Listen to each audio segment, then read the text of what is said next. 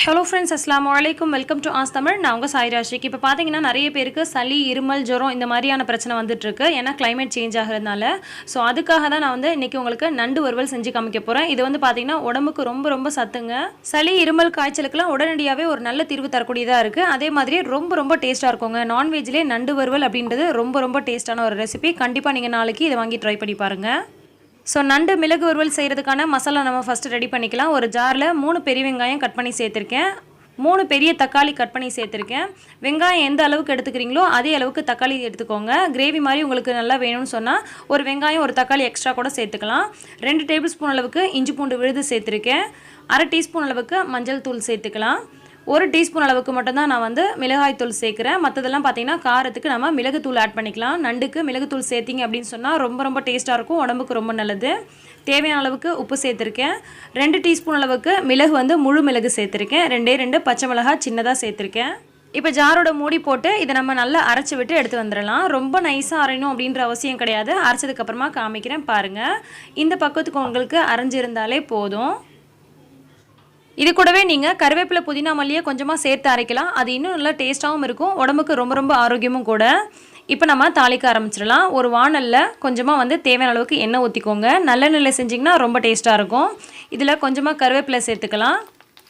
இப்போ இதில் நம்ம அரைச்சி வச்சுருக்க மசாலா விழுதுருக்கு இல்லையா, அதை சேர்த்துட்டு 1 நிமிஷம் போல் இந்த எண்ணெயில் நல்லா வதக்கிடலாம். எண்ணெயில் ரொம்ப நேரம் வதங்கணுன்ற அவசியம் கிடையாதுங்க. சும்மா கொஞ்சம் நேரம் வதங்கினாலே போதும். லைட்டாக அந்த பச்சை வாசனை போனாலே ஓகே தான். இந்த மாதிரி ஓரளவுக்கு எண்ணெயில் வதங்கிட்டு இருக்கும் போதே நம்ம ஜாரில் கொஞ்சமாக தண்ணி ஊற்றி அதை நம்ம இது கூட ஊற்றிடலாம். நம்ம அரைச்சோம் இல்லையா, அதே ஜார்லேயே கொஞ்சமாக தண்ணி ஊற்றி கலந்து விட்டு ஊற்றிக்கோங்க. இந்த மாதிரி கொஞ்சம் தண்ணியாக தான் இருக்கும். நம்ம நண்டு சேர்த்து அதை கிளறினதுக்கப்புறமா கொஞ்சம் நேரத்தில் அது நமக்கு சுண்டி நல்லா பெரண்டு வறுவல் மாதிரி வந்துடும். நண்டை உள்ளே சேர்த்துட்டு அந்த மசாலா எல்லாத்துலேயும் படுற மாதிரி நல்லா கலந்து விட்டுக்கோங்க. இந்த மாதிரி அந்த கிரேவிக்குள்ளே நல்லா நண்டு முழுகிற மாதிரி இந்த மாதிரி அழுத்தி விட்டுக்கோங்க. நண்டு உடம்புக்கு அவ்வளோ நல்லதுங்க. கண்டிப்பாக நீங்கள் அடிக்கடி இந்த மழை காலத்தில் நண்டு வாங்கி சாப்பிடுங்க. உங்களுக்கு உடம்புக்கு சளி, தும்மல், இருமல் இந்த மாதிரியான பிரச்சனைலாம் வராமல் இருக்கும்.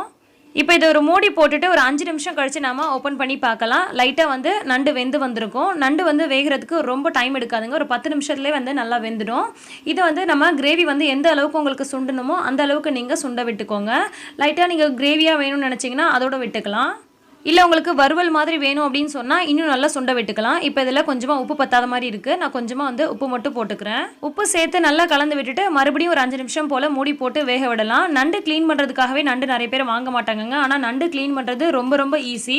நண்டு எப்படி ஈஸியாக சுத்தமாக க்ளீன் பண்ணுறதுன்ற வீடியோ நான் ஆல்ரெடியே போட்டிருக்கேன். அந்த வீடியோட லிங்க் நான் கீழே டிஸ்கிரிப்ஷன் பாக்ஸ்லையும் ஃபஸ்ட்டு கமெண்ட்லேயும் வைக்கிறேன், போய் பாருங்கள்.